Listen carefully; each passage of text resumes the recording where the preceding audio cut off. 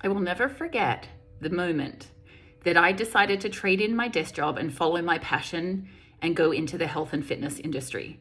This was way back in the day. I was doing my undergrad degree at Sydney University. I did an arts degree. I didn't really know then exactly what I wanted to do. And I was working as an assistant after that for a small advertising and marketing agency, which seemed like a sensible thing, a sensible choice. And I'll never forget, because my sister and I, there was a fitness expo, and it was in a little village called Thredbo. Now, Thredbo is actually a ski village in the winter, a little alpine village up in the snowy mountains in Australia. And in the summer, it's just beautiful. And there's hiking, and you can go up the ski lift, and you can actually hike to the top of Mount Kosciuszko, which is the highest point in Australia. And it's just magical. And so my sister and I decided to go and do this fitness expo together. And it was lectures on nutrition, it was exercise classes outdoors on the tennis courts, like looking up at the mountains. I learned a lot, we moved our bodies a lot.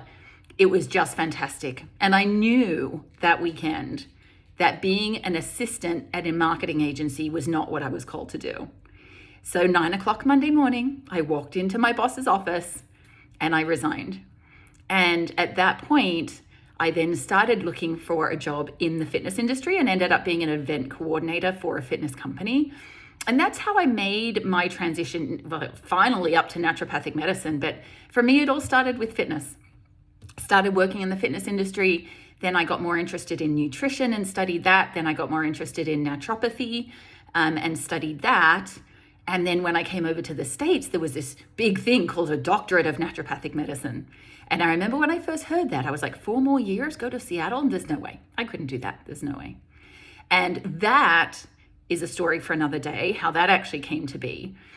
But I just remember that weekend in Thredbo and how magic it was and how I thought at that point at age, 19? No, we've got to follow our hearts. We've got to follow our passions because life is way, way too short to do anything else.